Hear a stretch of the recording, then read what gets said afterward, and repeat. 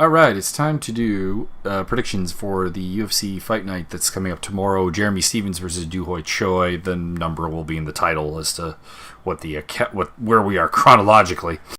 This was a fight card that was looking pretty good, but it's lost two fights that I was actually pretty interested in the Vitor Belfort versus Uriah Hall and Zach Cummings versus Thiago Alves have both gone downhill because of injury. And weight cutting issues, and it's a bit cursed. So let's roll on here. Mike Santiago versus Mads Burnell. Mads Burnell came in overweight, 150 pounds, so this is a catchweight fight now. He's lost 20% of his purse. I was picking Santiago before I realized Burnell was having a hard time making weight, and I'm going to continue to pick Mike Santiago. Don't let Santiago's record fool you. He's a tougher guy than you would think.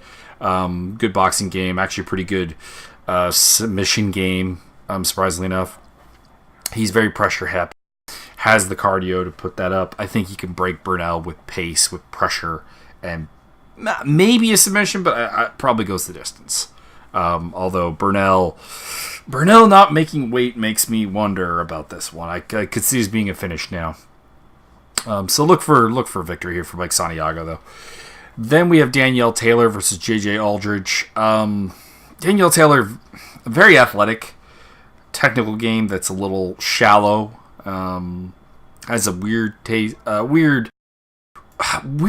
been weird about like almost all of her fights up until this point. She's realistically atom weight size, and I think that leads to fights being a lot closer than they probably should be for her. I think she got a bit of a gift against. Excuse me, I had to yawn there. I think she got a gift there against Sohee Ham to get her first win. You know, that being said, arguably may have won the Marina Moros fight, and of course defeated Jessica Pena recently in a bit of a weird fight again, so this will probably be weird again. Aldridge is a not so athletic pressure boxer wrestler, I guess, in a nutshell. I'm picking the far more athletic Taylor to pick up the victory here. Too fast, too explosive. I could see a finish, but probably not. I see her just having the power to dissuade Aldridge from being able to do a lot of the things that she usually does, and pick up the decision here. Kalindra Faria versus Jessica Ai. I'm surprised this one's on the Fight Pass portion of the card, actually. I'm going with Jessica Ai as much as she's incredibly unreliable fighter. She's mentally very weak. She falls apart. Her game plans are suspect at best. She often will give the opponent the fight she wants. It's just that the fight that Faria wants is probably still one that I can win. Faria is tough, well-rounded-ish, not very athletic. I mean, you could argue that Betch Kohea kind of won a fight against Jessica Ai with a lot of the same caveats I'm throwing out about Faria, but Faria doesn't have the put-together game that Betch Kohea does. Like, Kohea is so physically limited that she's really not an elite fighter, but she very much understands what she wants to do and what she can do and ways to force you to do it, and she's very good at it. Faria doesn't have those elements, so I'm going with Ai to win a decision. Better striker, more athletic, larger, I think. Should be able to, although Ai is going to repetitively be a very annoying fighter, probably forever. Kwaiho Kang versus Guido Canetti, a pair of guys who've been away for a very long time. Kang doing the Korean military service, Canetti doing the drug failure suspension. I'm going with Kang. He's got a good pressure game, good variable takedown game, reasonably solid grappler, reasonably deep striker.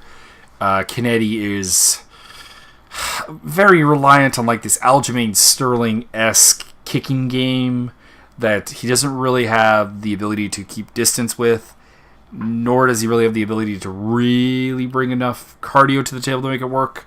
So I see Kang breaking and picking up a decision pretty easily. Speaking of breaking you and picking up a decision, Irene Aldana versus Talita Bernardo. I'm picking Aldana by decision here.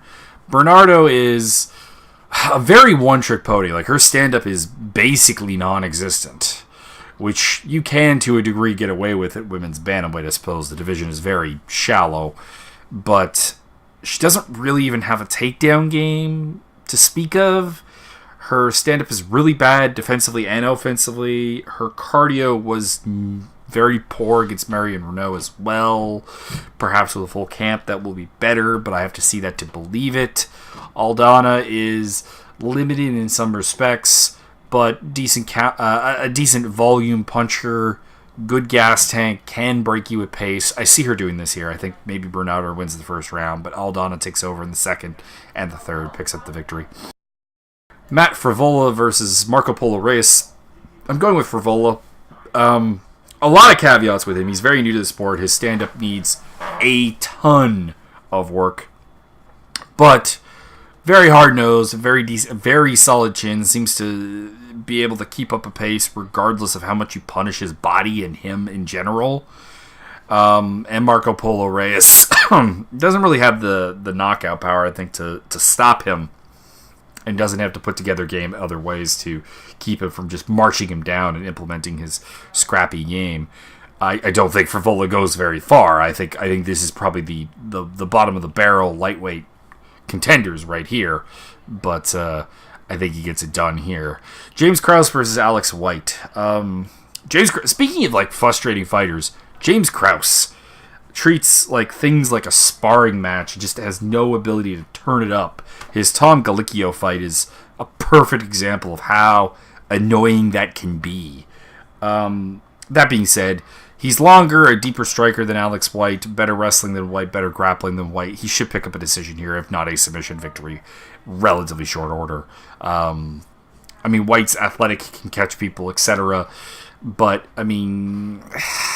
it would be a level of fighter that, number one, like Krause is significantly above the level of fighter that Alex White has traditionally beaten, and Alex White is a step below any fighters that have traditionally beaten James Krause. So that's that. Darren Elkins, Michael Johnson.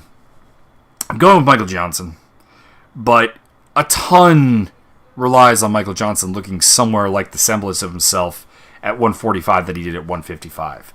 This is his first cut down, no test cuts, didn't look too bad at the weigh-ins, but you never know. Tons and tons of problems here, but athletic advantage, striking advantage, wrestling advantage, probably strength advantage, speed advantage like hell. But Elkins' game, and if Johnson breaks mentally, which he is known to do, or had problems with the weight cut, which could happen, I could see Elkins pulling off the upset, but I'm going with Michael Johnson via the decision. Kamaru Usman versus Emil Weber-Mech. Usman, all the way. Usman he needs to fight ranked fighters because he is very, very good. For a guy who's been striking as long as he has and is a novice in the striking game, it's really there. It's reasonably well put together, although it needs to be better if he's going to be a real title contender. That being said, his wrestling is fantastic. Mech does give up takedowns. I'm going with Usman. I've gone back and forth on Paige Van Zandt versus Jessica Rose Clark, thinking that, to be blunt, I don't like what Paige Van Zandt is turning into. She's trying to be this, I guess, artistic and appealing striker that she's not built for. She's gone to a gym that I think will facilitate that. She's left Alpha Male, which is a gym that I think it accentuate a lot of her best abilities. And I'm not an Alpha Male fan, but it's the game that would work for Paige Van Zandt right now. And that really concerns me because that's the type of game that will lose to Jessica Rose Clark. That being said, Jessica Rose Clark has a lot going on in her personal life right now. Break into her house, death of her cat. If you're not familiar with it, humans can be scum. We'll leave it at that. And she completely lacks any real takedown defense. So if Paige Van Zandt at some point decides, hey, I really should be a wrestler, she will win this pretty easily. I'm going with Van Zandt by decision, but God, if she tries to kickbox with Jessica Rose Clark, it's going to be a problem. If she tries to be like this artistic Muay Thai fighter, she is pretty boned. Jeremy Stevens, Duhoi Choi. I like the reaction of Duhoi Choi for the Cub Swanson fight. He seems very angry with himself, desire to improve, etc. I like where that's going. That being said, I'm picking Jeremy Stevens. Jeremy Stevens has a lot of weaknesses. if you have solid backwards moving footwork and you can keep the distance, you can circle away, you can counter the fact that Stevens is quite foot slow and doesn't really know how to cut off the cage. But Choi doesn't do that. He's very... He likes to move forward, and that's going to play right into Stevens' hands. Stevens should be able to light that lead leg up with some leg kicks, utilize a lot of the same game plans he used against Gilbert Melendez and looked really, really good in that fight. And the fact that Choi is so goddamn hittable means that he's going to eat some decent power shots from Stevens.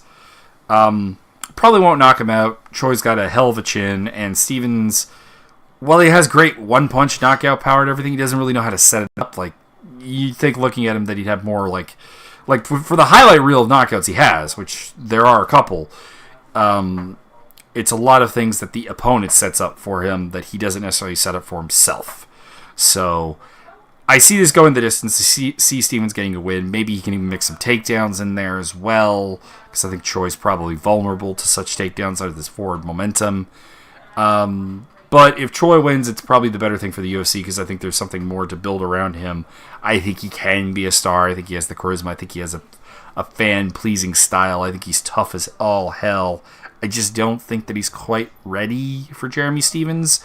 And I probably would have given him a lower down fight coming off of the Cubs-Swanson fight, which probably shortened his career and life by a significant amount of time. As per usual, got the usual links down below. I hope you enjoyed the video. Hopefully the background talk of my roommates isn't being picked up by the mic. We'll see what happens with that.